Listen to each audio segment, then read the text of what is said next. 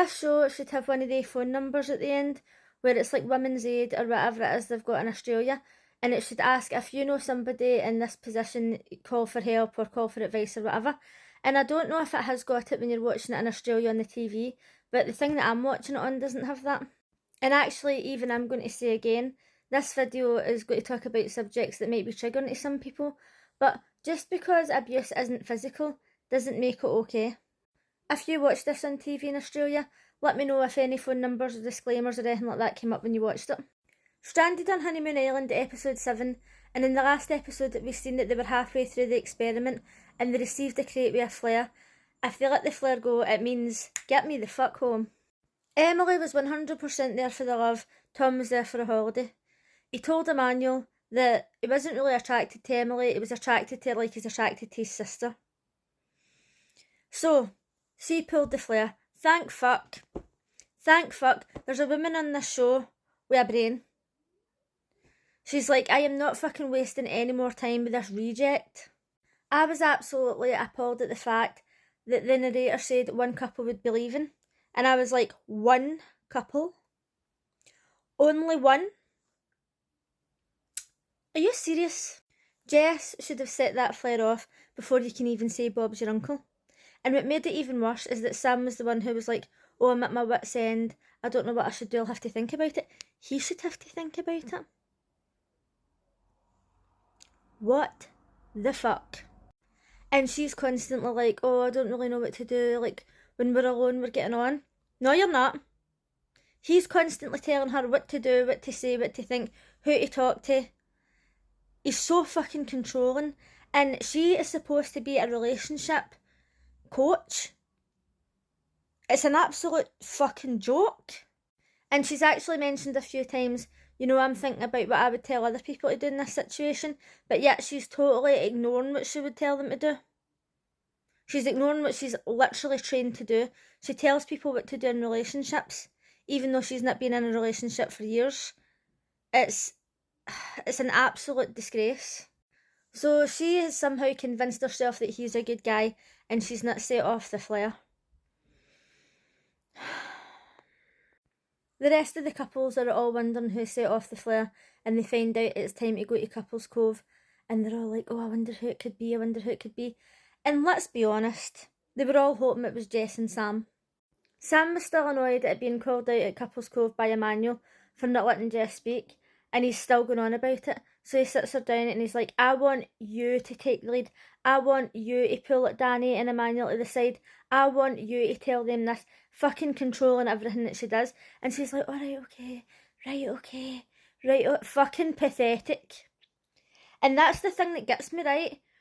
Like, people can be in relationships for long periods of time and they can fall in love with somebody and they can see that they're a good person, but then over time, then the guy starts to manipulate them and they don't see that it's happening to them, right? And it happens quite a lot. But she's just met him and he's been acting like this already. So there's literally no excuse for her to be like, okay, I'll just pull them to the side. Okay, fuck up. Actually fuck up. I can't stand it. I don't feel sorry for her whatsoever. The two of them just need to fuck off. I have witnessed this happen to several friends in the past, or ex-friends. And I've said, like, you know what's happening, everybody can see what's happening, and you're allowing it.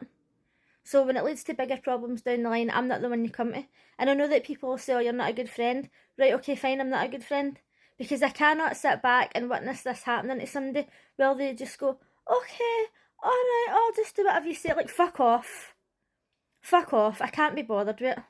I know I sound like a bitch, but at this point, honestly, I don't even care. And in my mind, I'm thinking, if you've been with somebody for years, then maybe you just don't see it progressing. But she's been with him for a couple of weeks. That's the thing that gets to you.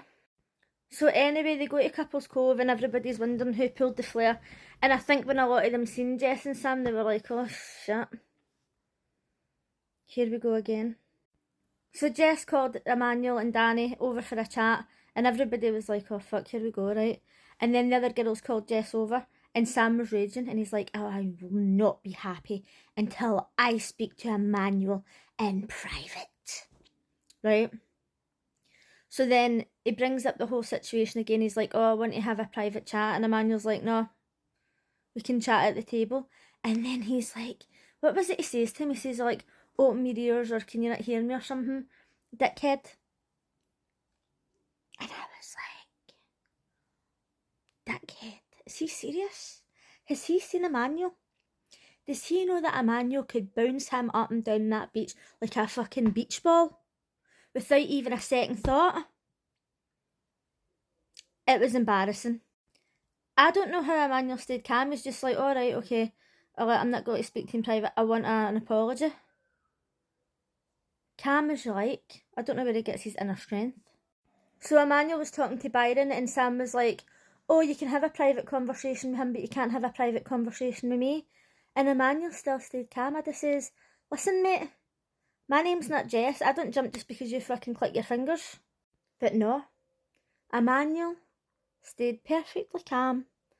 And all he says was, I want an apology. So I get that Chad was just trying to keep the peace and he's a nice guy and all that.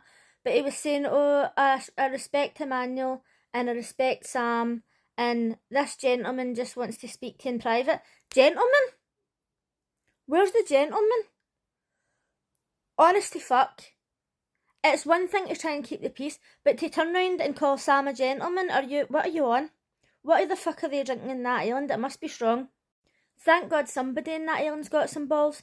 Amy decided to speak up and say, what was your arguments about? He's getting on okay when you're on your own. And then she says, oh, you'll look back on this and realise that the girls are just trying to help you. And then Jess was like, oh, Amy, that's enough. And I'm like, oh, interesting. So you can stand up for yourself. You can put a stop to things. But you can't do it when it's Sam. Very interesting. I get that the men are not there for the drama and that's all fine and well, but somebody had to say something. And I'm glad that Amy said something because I was shouting.